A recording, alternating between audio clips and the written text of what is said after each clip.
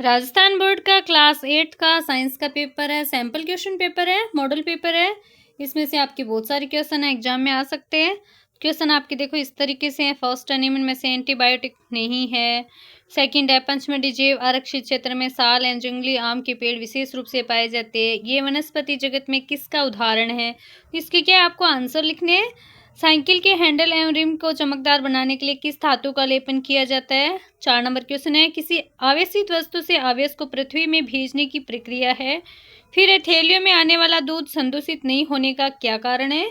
फिर जब किसी व्यक्ति के वस्त्र आग पकड़ लेते हैं तो आग बुझाने के लिए उपयुक्त होगा। 3 में से आपको आंसर देना है। फिर ट्रैफिक सिग्नल लाइट में प्रकाश के लिए एलईडी का उपयोग बढ़ रहा है क्योंकि? इसका भी आंसर आपको ना देना है। कमेंट बॉक्स में आप आंसर दे सकते हैं। विश्व उष्णन के प्रभाव आपको बताने हैं। फिर पेट्रोल के कोई 2 उपयोग लिखने हैं। फिर ये अति लघुत्रात्मक क्वेश्चन है। जो इंपॉर्टेंट क्वेश्चन है वो मैं आपको आज को बता रही हूँ। फिर अनपरजक या जरायुज जंतुओं में अंतर लिखना है। फिर जल की मितव्ययता से उपयोग के लिए सिंचाई की कौन सी विधियाँ काम में ले सकते हैं।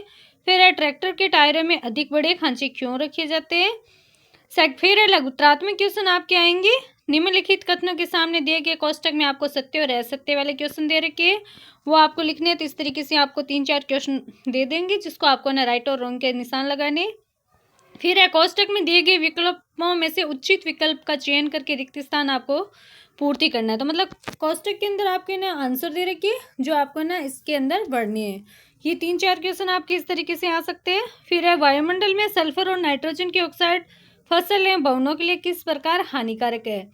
तो ये 4 नंबर का क्वेश्चन इस तरीके से आएगा। फिर मोमबत्ती एवं कोयले के जलने में अंतर स्पष्ट कीजिए।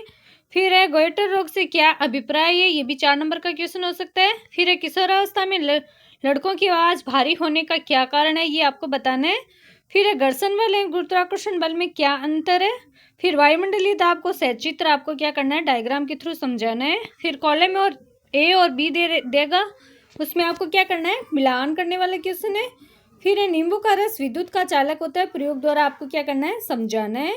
फिर निर्वात ठोस द्रव्य और गैस ये दे रखे हैं। उक्त माध्यमों को ध्वनि के संचरण के अवरोही क्रम में आपको क्या करना है, व्यवस्थित करना है।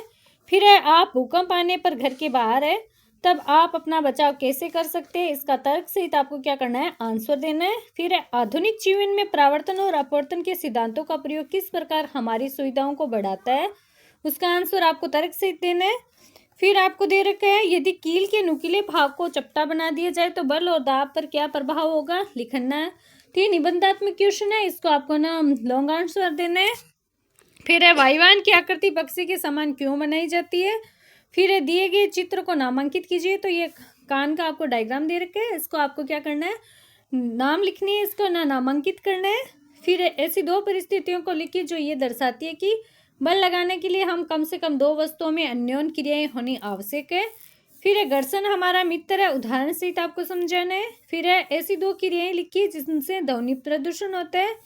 फिर पर्यावरण के शुद्धिकरण के लिए सूक्ष्म जीवों की महत्वपूर्ण भूमिका होती है, कथन की आपको व्याख्या करनी है। फिर नियमित एवं विसर्जित परावर्तन का पृष्ठ की प्रकृति के आधार पर आपको क्या करना है, सचित्र वर्णन करना है। फिर राइजोबियम जीवाणु एवं विनाइट्रीकरण जीवाणु परस्पर विपरीत कार्य करते हैं, कथन का आपको विश्लेषण करना है।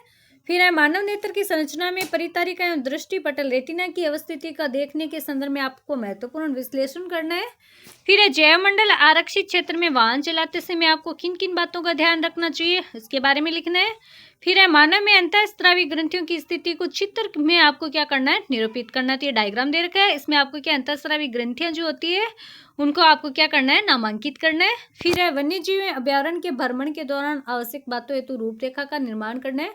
तो इस तरीके से आपके क्या ऑप्शनल क्वेश्चन भी आ सकते हैं जिसमें आपको ना या तो ऊपर वाला क्वेश्चन या नीचे वाला क्वेश्चन करना होता है। ये 6 नंबर का क्वेश्चन आ सकता है।